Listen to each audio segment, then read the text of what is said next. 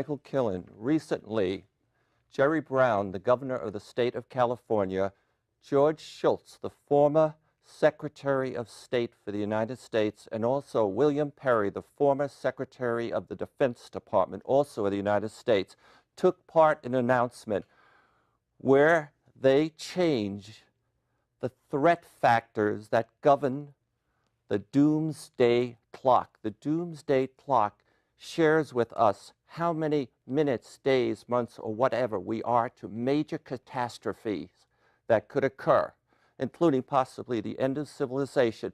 Historically, it had primarily measured or timed possible nuclear destruction, Russia and us or some other country. In 2007, they quietly added global warming to that list of threat factors. At the start of 2016, they have come out with George, Jerry, and Bill leading the charge to say that they now have raised global warming as an equal threat factor as nuclear war. And also, the organization that controls the Doomsday clock also has pointed out they are now going to consider cyber threats as not at the same level as the atomic war or global warming, but as another important threat we need to keep our eye on. On this segment, I have invited an expert in cyber attacks and security, and he is Greg Edwards, and he is the Chief Technical Officer of Kesselman Associates, a firm that specializes in digital security. And I'm going to ask him a series of questions of why is the threat of cyber attacks so prevalent and of great concern today. Greg. Thank you. Long introduction? A long introduction? Yes. Good. Now, I was wondering, before we discuss the status, let's say, of the threat of cyber, especially to the electric grid, I was wondering, since you and I have been around for quite a while, and you can remember what was happening 20, 25 years ago in the world with respect to possible cyber threats. Could you tell me what it was like back then? And well, why don't you just give me If you go back 18, 20 years ago, the search engines were nowhere near as good as Google. The internet was not very widely used back then. The tools of the internet, whether it's Wikipedia or instructions on how to build your own quadcopter or how to run an attack via a network, were out there, but they were harder to find and they were harder to use. We have a lot more connectivity now. We have a lot more access to knowledge. back then? Let's see, you threw out a lot, but am I netting it all down? 25 years ago, there wasn't that much stuff out there for the world to use as computing. We had a lot of mainframes, we had some distributed computing. We were starting to use desktop computing. Desktop computing, yeah, was coming around. A lot of people in Silicon Valley were very aware of it, Okay. but not the rest of the world so much. Okay, so there weren't so many toys out there. Okay. 25 years ago. And so therefore... 25 roughly. Yeah. 35, something Yeah. like it varies. And so, you know, the networks were not that prevalent in the world, okay. So now, what is the world of networking, the world connecting to the electric grid, for example? And I bring up the electric grid because, as you pointed out to me, it is one, possibly the most critical piece of infrastructure, of all the pieces of infrastructure in any developed country. If the grid goes down, the lights go out. You know, as soon as your batteries, you know, disaster. So, would you try to put what the world is like right now with our concern about cyber threats, especially to the grid? There are a lot of cyber attacks going on all over the world all the time. There are a lot of major successful ones in general. With respect to the grid, there have only been a few around the world that have been successful. Do you remember what a few of them were that? There are two major threats, two major attacks on the grid. One was in the Ukraine last year, and that was a deliberate attack. The other was thought to be an attack, but turned out to be just rogue malware. It wasn't really designed to do it. I believe in Israel about a week ago. That was first announced as an attack. Later came out, no, it wasn't. It was just malware that's messing up computers. The Ukraine attack, what was the target?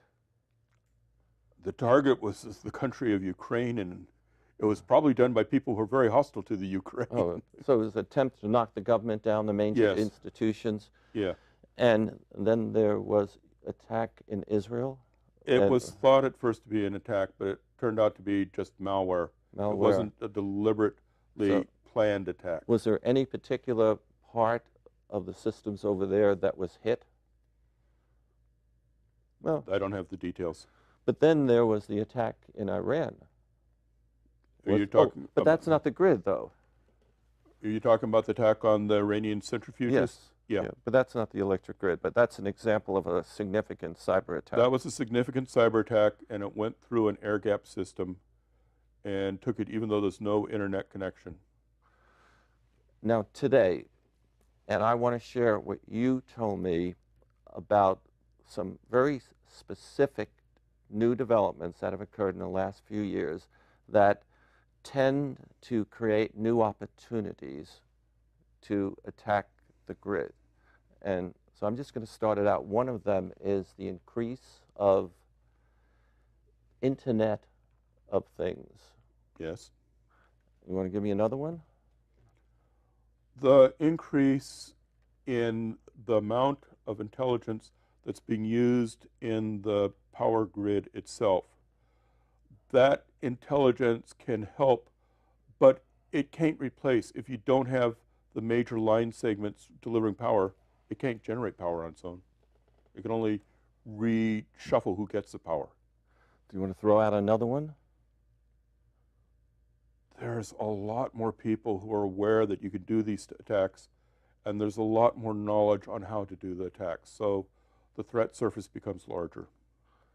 I believe Larry Ellison said in an office that we are not to hire anyone who has an advanced degree, let's say at Stanford in computer sciences, that may have also gone to the Chiao Tung University in Shanghai, and not to hire them and put them in a position where they can be near not just electric grids, but any type of network. So I'm just sort of corroborating your statement that there is more talent out there than ever.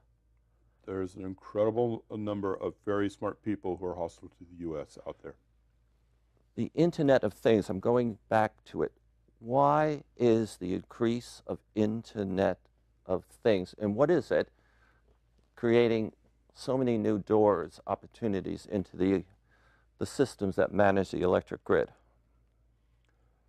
The Internet of Things is the connectivity and intelligence and sensors that are put at the endpoints. The typical example of Internet of Things is a sensor and intelligence in your refrigerator to let you know when the milk's gone sour and it's time to get a new one.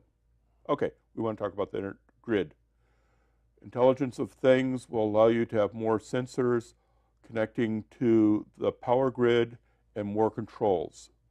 A crude example right now is if there is going to be a power failure in an area, PG&E will try very hard to keep power going to the hospitals and drop everyone else. If it's not quite so bad, PG&E has a list of the people who have medical equipment at home and need electricity, and they'll try and save them. The first people who will lose power will be industries that get a lower rate from PG&E, and then understanding if there is a shortage, they'll be chopped off first. With Internet of Things on the grid, we can manipulate this to a finer degree. So maybe every house gets one outlet that works and all the rest stop if there's a major shortage. Okay, that's very good. Recently, Ted Koppel wrote a book called Lights Out, and he focused on the electric grid and one specific form of attack, cyber. I know you read that book, and you know that book is not written for you, is it? I mean, because No. you're deep and broad in the area of networking, cyber, etc. But it's more useful for, let's say, the business executive, maybe somebody like me who's artist, okay? But I'm not in the networks whatsoever. What do you think is the value of that book to business executives and managers, those that are not on top of the electric, the circuitry, the systems? The material in the book is valuable and it's pointless. The executives aren't going to have time to read it. They may read an executive summary. Some of their techie people who already know a lot may say, yes, we need to pay more attention to this. But the average senior executive doesn't have time to read that sort of thing. Okay. So for some reason they don't have the time. Is it because they don't have a appreciation for the risks that are involved and the costs that are involved? I think most executives are well aware that there are a lot of cyber problems out there and a lot of vulnerabilities. They may not be aware of how vulnerable the grid is, electrical grid is to attack, but they're aware of a lot of attacks on a lot of companies. It's a risk, and they have to figure out what that company's appetite for risk is, how much risk they're willing to accept, and try and make their best judgment and their workarounds to take into account various problems like this. So I was never clear until recently about the cyber attacks on Target, you know, the retailer. Do you have any insights on how that attack occurred that allowed the attackers to grab hold of thousands and thousands of credit cards? There are a lot of different ways to attack retail businesses. A lot of them have been attacked successfully. The best person who writes on this is Brian Krebs, Krebs. And if you go to his website and search any attack you wish, you'll probably find a very well-written article on that. And that goes right down to scanners that steal your credit card data. Okay. Now, I know because I've seen you at Lockheed Martin in their Advanced Technology Center giving a speech to a whole group of computer scientists, network type folks. And I think when I sat there, I was the only animal of my kind. And I was impressed with your knowledge. And I just wonder, what can be done today to prevent attacks from succeeding?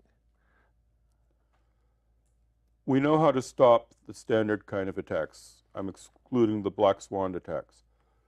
The question is, can we get the resources, in particular, skilled people and the money to do it? Management needs to decide how much risk they want to accept and how much they're willing to pay to keep the risk at the level they're willing to accept. If they make a mistake on the amount of risk that they think they're buying or protecting from, then there's going to be major problems. And I think most companies are taking too much risk. So this is a problem of education. Okay. Of the executives, corporate, the board of directors. Yes. Having a understanding of the risk-cost trade-offs and the damage. Now, you brought up the black swan. What is the black swan? A black swan is a highly unanticipated or very rare event.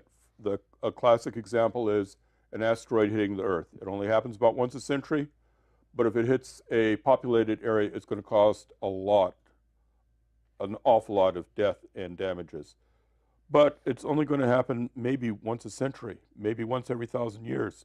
So people are not very willing to pay the cost to protect. Would this be a black swan if I had the capability? Let's say there's 1,000 SCADA systems, and those are control and sensors, okay, that nodes that really control parts of the network, 1,000 of them. And if I, using some sort of cyber, am able to cause a perturbation that knocks out 100 of them, would that be what you would call a black swan? No, because there's a lot more than 1,000 SCADA systems in a typical electrical grid. If you could knock out the electrical grid for Palo Alto, that would be unfortunate for the people in Palo Alto, but I wouldn't really call it a black swan event. If you could knock out all of the power to California for a month, that'd be a black swan. Okay, and do you have an idea how to do that? But we don't want to go into anything too deep. I mean, just give me a magnitude, destruction of the power lines coming from the East Coast and Nevada to here. The power lines are mostly overloaded. Power lines are not my field. My field is cyber, and anytime that you have control systems that send data across the internet, there's probably going to be a way to affect that data movement. Okay, so we're thinking about winding up the interview, and before I move forward, do you have any questions of me? Any points that you feel would be worthwhile to bring up? There's going to be problems. The more we use computers, the more we enrich our lives with computers, the more our attack surface on us exists.